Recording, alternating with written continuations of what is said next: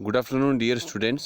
जैसा कि हमने कल के पीडीएफ में एक बात देखी थी, आप सभी ने पीडीएफ देख लिया होगा और उसमें हमने एक बात जो स्पेशली मैं आपको रिपीट करना चाहूँगा। उसके बाद में इस पीडीएफ का जो डिस्क्रिप्शन है उसको मैं एनलार्ज करता हूँ या उसका विस्तृत जो है व्याख्या के साथ में आपके सामने प्रस्तुत किया जाएगा। कल हमने एक बात देखी थी कि इतिहास शब्द का अर्थ ऐसा ही था, अर्थात जो पूर्व में हो चुका है वो वैसा ही हम पढ़ रहे हैं जैसा हुआ था। यानी बाबर ने महाराणा सांगा को पराजित किया, इब्राहिम लोदी को पराजित किया, तो वो वैसा ही है, ऐसा नहीं है कि इसका उल्टा सही है। दूसरा हमने देखा था कि इतिहास अतीत में घटित घटनाओं का प्रमाणिक ग्रंथ है जिसमें क्रमबद्ध अध्ययन किया जाता है अतीत की घटनाओं का। और प्रामाणिक का मतलब होता है कि कोई भी घटना है उसकी पुष्टि जो है वो ऑथेंटिक अर्थात प्रामाणिक स्रोतों से हो। जैसे कि मान लो कोई भी एक घटना हुई है तो उसका हम सबूत मांगते हैं। जैसे कि आपको कोई भी एक बात बोली जाती है तो आप बोलते हैं कि तो आपने कहाँ देखा, किसने आपको बताया। जैसे कि मान लो कोई विज्ञप्ति आ गई है, गवर्नमेंट वैकेंसी आ गई है, तो आप पूछेंगे कि आपको कैसे पता चला, how do you know about this vacancy. तो आप कहेंगे आपको अगला कहेगा कि मैंने व्हाट्सएप पे देखा है, तो आप कहेंगे हाँ व्हाट्सएप की न्यूज़ तो ऐसे ही होती है।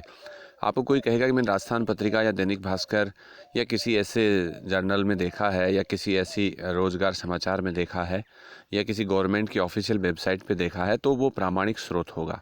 इसी प्रकार से अतीत की जो भी घटनाएं होती हैं उनको दोबारा जानने के लिए हमारे पास में दो तरह के स्रोत होते हैं जिसकी चर्चा हमने कल की थी। जो हमारे पीडीएफ में आप देख सकते हैं, दोनों का एक प्रागैतिहासिक एक पुरातात्विक स्रोत था, एक साहित्यिक स्रोत था। पुरातात्विक स्रोत जो होता है उसमें प्राचीन जो भी पुरावशेष हैं, जैसे कि मंदिर, मस्जिद, मकबरे, गुरुद्वारे, जो भी सड़कें हैं, नालियां हैं, नगर हैं, ताम्र धातु है या कांसे धातु, जो भी लोहा धातु, मृद भांड, मिट्टी के बर्तन, जीवाश्म, अस्थि अवशेष या फिर मनुष्य के द्वारा लिखित अभिलेख, जो शिलालेख, स्तंभलेख, ताम्रपत्र लेख, सिक्के, ये सब पुरातात्विक स्रोत में आते हैं। एक दूसरा स्रोत होता है साहित्यिक स्रोत। साहित्यिक स्रोत के अंतर्गत मनुष्य के द्वारा जो भी इंस्क्रिप्शंस जो हैं वो लिखे गए हैं सॉफ्ट बेस पर, जैसे कि ताड़पत्र पे लिखते थे पहले, फिर भोजपत्र पे लिखते थे, उसके बाद में कागज़ का आविष्कार हुआ। तो जो जितना भी इस तरीके का पुस्तकों और ग्रंथों के रूप में और गैजेट्स, मैगजीन्स के रूप में जो भी संकलन है वो सारा का सारा किस में आता है, वो साहित्यिक स्रोत में आता है। तो किसी भी घटना की पुष्टि इन दो स्रोतों से होती है तो उस घटना को हम प्रामाणिक मानते हैं और वो इतिहास का हिस्सा बनती है। जैसे कि मान लो कि बाबर ने पानीपत का प्रथम युद्ध इब्राहिम लोदी को पराजित करके जीता था। इस बात की पुष्टि के लिए हमें दो तरह के स्रोत चाहिए होते हैं। एक तो बाबर ने जीत के बाद में सिक्के चलाए थे और चांदी के सिक्के, और जिसका उल्लेख उसने बाबरनामा में किया है। तो बाबरनामा साहित्यिक स्रोत का हिस्सा है क्योंकि वो एक बुक है, ऑटोबायोग्राफी है, जो खुद बाबर ने लिखी थी और उसी में उसने जिक्र किया है कि उसने चांदी के सिक्के चलाए थे। तो ये चांदी के सिक्के जो हैं वो पुरातात्विक स्रोत में है। तो अगर हमें कोई भी घटना का पुरातात्विक स्रोत मिल जाता है और अमुक घटना का साहित्यिक स्रोत मिल जाता है, घटना दोनों स्थानों से पुष्ट होती है, तो फिर हम उसको इतिहास की वास्तविक घटना मानते हैं। अदरवाइज़ हम उसको कुछ और नाम देते हैं। आज इसी का डिस्क्रिप्शन इस पीडीएफ में आपके सामने होगा। अब आप इस पीडीएफ में देख सकते हैं एक, जैसे कि मान लो कई चीज़ें ऐसी हैं जहाँ पर हमें साहित्य उपलब्ध नहीं है, कई चीज़ें ऐसी भी हैं जहाँ पर हमें पुरातात्विक स्रोत उपलब्ध नहीं है और कहीं पे लेखन कला ही नहीं थी। तो इसके आधार पर प्राचीन भारतीय इतिहास का विभाजन है, हम 3 भागों में करते हैं। जैसा कि आप पीडीएफ में देख रहे हो, सबसे पहले लेखन कला के प्रचलन तथा स्रोतों की उपलब्धता के आधार पर प्राचीन भारतीय इतिहास का विभाजन 3 भागों में किया गया है, ये आप देख सकते हैं। तो लेखन कला के प्रचलन और स्रोतों की उपलब्धता के आधार पर प्राचीन भारतीय इतिहास का विभाजन 3 भागों में किया गया है। इसका मतलब है कि मनुष्य ने जब से लेखन शुरू किया है तब से इतिहास का क्या नाम है और उससे पहले उसका क्या नाम है। तो पहला इसमें आप देख रहे हैं प्राग ऐतिहासिक काल। प्राग ऐतिहासिक काल का मतलब होता है इस काल में लेखन कला का प्रचलन नहीं हुआ था और इस काल की समस्त जानकारी का आधार तत्कालीन मनुष्य द्वारा काम में लिए गए पाषाण उपकरण है। इसके अंतर्गत पाषाण काल आता है। कहने का मतलब है जब मनुष्य ने लिखना शुरू नहीं किया तो फिर कैसे जाने हम वो किस तरीके से रहता था, किस तरीके से उसका जीवन यापन होता था, क्या उसके जीवन के गोल थे। आज तो जैसे हम लिटरेचर लिख देते हैं साहित्यिक पक्ष में, या फिर जैसे मीडिया है, प्रिंट मीडिया है, सोशल मीडिया है और बहुत कुछ ऐसी जानकारियाँ जिनके द्वारा हम हर एक मनुष्य की ऑटोबायोग्राफी जान सकते हैं, उनके सोशल, रिलीजियस, पॉलिटिकल, इकोनॉमिक सभी कल्चर को हम जान सकते हैं। लेकिन उस समय के मनुष्य की जब लिखना ही नहीं जानता था, तो फिर उनके मनोभावों को, उनके विचारों को, उनके सांस्कृतिक पहलुओं को, उनके मनोदशाओं को, उनके लिविंग स्टैंडर्ड्स को किस तरीके से जाने। तो जिस समय मनुष्य लिखता नहीं था, उस समय मनुष्य ने किस तरीके के पाषाण उपकरण बनाए थे, किस तरीके की वो गुफाएं थी, उन सब का जो है आधार हम तत्कालीन मनुष्य के द्वारा बनाई गई गुफाओं, उसके द्वारा काम में ले गए पाषाण उपकरणों, यानी इस समय लोहा धातु या किस कांसा या तांबा किसी प्रकार का धातु भी नहीं था। ये एलिमेंट्री स्टेटस का मनुष्य था, जो जानवर से बहुत ज़्यादा बेहतर नहीं था, थोड़ा सा बेहतर मान सकते हैं। उनके अंदर ही वह रहता था। प्रकृति और जानवरों के साथ संघर्ष करता हुआ व्यक्ति शुरुआत में जब अपना विकास करता है तो उसका काल पाषाण काल आता है। और चूंकि इस काल की समस्त जानकारी का आधार जो है वो केवल पाषाण उपकरण है, इसलिए इसे पाषाण उपकरण के अंतर्गत, पाषाण काल के अंतर्गत रखा जाता है। प्राक प्लस इतिहास, तो आप इसकी संधि करेंगे तो प्राग ऐतिहासिक हो जाएगा। तो प्राग ऐतिहासिक की संधि करेंगे तो प्राग ऐतिहासिक हो जाएगा।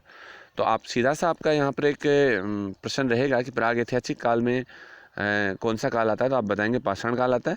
और इसकी खास विशेषता क्या है कि इस काल में मनुष्य लिखना नहीं जानता था, उसकी समस्त क्रियाकलापों की जानकारी का आधार उस मनुष्य के द्वारा काम में लिए गए पाषाण उपकरण हैं।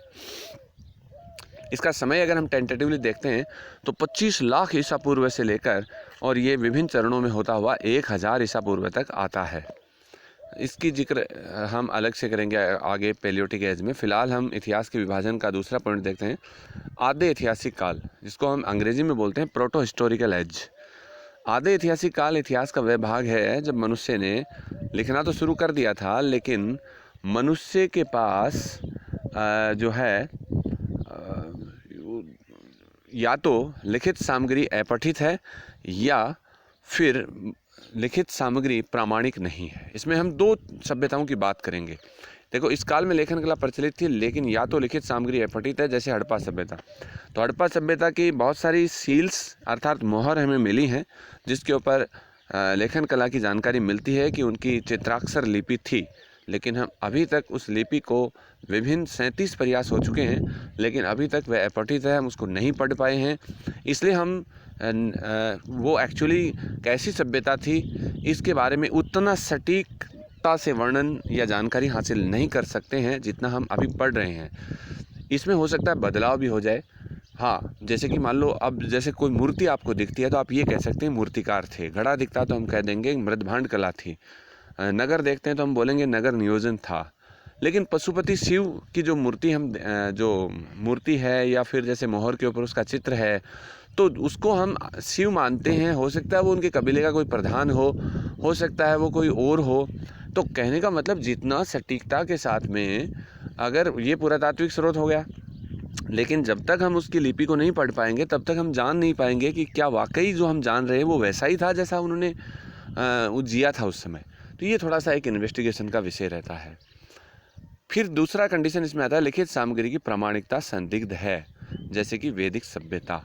तो इसमें मैं आपको ये बताना चाहता हूँ कि हड़प्पा सभ्यता का जो समय है वो 2600 ईसा पूर्व से 1900 ईसा पूर्व तक है।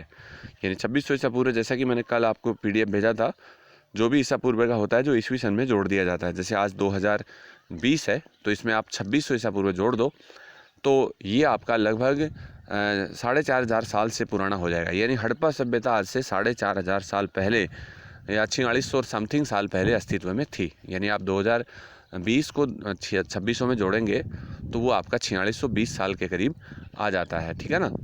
तो ये सभ्यता इतनी पुरानी थी। तो कहने का मतलब ये हुआ कि 4500 साल से पुरानी सभ्यता की जानकारी जो है वो केवल उसके पुरातात्विक स्रोतों के आधार पर है, साहित्यिक स्रोत उपलब्ध नहीं है। और चूंकि उनकी लिपि है वो अपठित है, इसलिए हम उसकी जानकारी हासिल उतनी सटीकता से नहीं कर सकते। इसलिए हम इसको वास्तविक इतिहास नहीं मानकर आधे इतिहास मानते हैं। यानी जो आधा पर्दा काम हो गया है लेकिन कुछ बाकी है। इसी प्रकार से वैदिक सभ्यता है जिसमें हमारा वैदिक काल आएगा।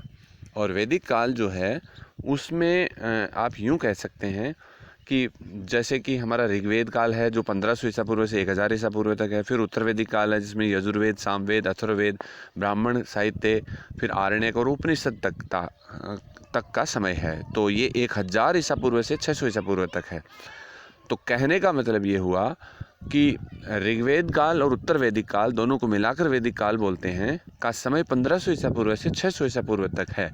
यानी महात्मा बुद्ध के जन्म से पहले अर्थात महाजनपदों के उदय तक का काल जो ऋग्वेद काल से शुरू होकर है वो उत्तर वैदिक काल में है। लगभग 900 साल चली सभ्यता की जानकारी का आधार वैदिक साहित्य है, लेकिन इस वैदिक साहित्य में उल्लेखित विभिन्न पुरातात्विक स्थलों की पुष्टि कहीं से भी नहीं हुई है। इसका मतलब ये हुआ कि इस सभ्यता की कंडीशन में ये है कि यहाँ लिखित सामग्री प्रचुर है, लेकिन इस सामग्री की पुष्टि पुरातात्विक स्रोतों से नहीं हुई है। इसलिए यहाँ भी काम अधूरा है और इसलिए इस सभ्यता को भी हम प्रोटो हिस्टोरिकल अर्थात आधे ऐतिहासिक काल में ही रखते हैं। तो आधे ऐतिहासिक काल और प्राग ऐतिहासिक काल आप समझ गए होंगे।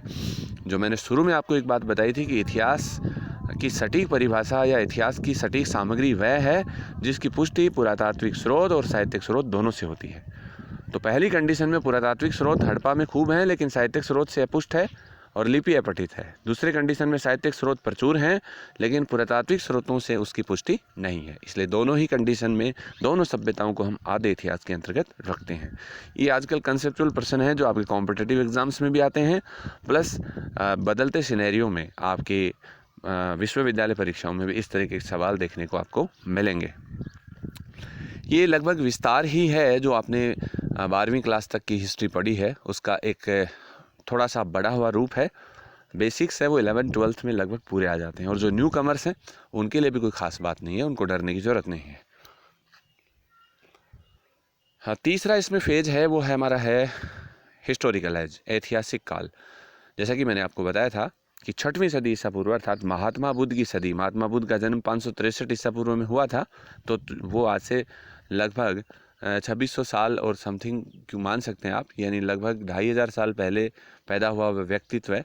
या 6ठी सदी ईसा पूर्व का मतलब हुआ कि 2020 में 600 साल और जोड़ दो आप, तो मोटे मोटे तौर पे 2600 साल पहले से हमारी रियल हिस्ट्री शुरू होती है, जिसकी सटीक परिभाषा मैंने आपको बताई थी कि घटना की पुष्टि साहित्यिक और पुरातात्विक दोनों से होती है। तो 6ठी सदी ईसा पूर्व अर्थात बुद्ध की सदी से वास्तविक इतिहास की शुरुआत होती है, क्योंकि इस काल में से घटनाओं की साहित्य और पुरातात्विक स्रोत प्रचुर मात्रा में मिलते हैं तथा एक दूसरे की पुष्टि करते हैं। Okay, so in this way I think आप पूरी तरीके से समझ चुके हैं कि हम इतिहास को अब मोटे मोटे तौर पर जो है 3 भागों में बांटते हैं। प्राग ऐतिहासिक काल जहाँ लिखित सामग्री नहीं थी, जानकारी का आधार पाषाण काल है, पाषाण उपकरण है, इसके अंतर्गत पाषाण काल आता है। दूसरा है आधे ऐतिहासिक काल, इसमें जानकारी जो है वो अपुष्ट है किन्हीं कारणों से। एक हड़प्पा सभ्यता में लिखित सामग्री अपठित है, तो दूसरी में लिखित सामग्री प्रचुर है लेकिन उसकी प्रतिपुष्टि जो है पुरातात्विक स्रोत से नहीं है। जबकि महात्मा बुद्ध की सदी अर्थात महाजनपद काल से जो इतिहास की शुरुआत होती है वहाँ साहित्यिक स्रोत भी प्रचुर हैं और पुरातात्विक स्रोत भी प्रचुर हैं और दोनों ही स्रोत एक दूसरे की पुष्टि करते हैं। सो धन्यवाद, मिलते हैं अगले वीडियो में। तब तक के लिए इसकी स्टडी करें, कोई प्रॉब्लम हो तो आप मुझसे पूछ सकते हैं।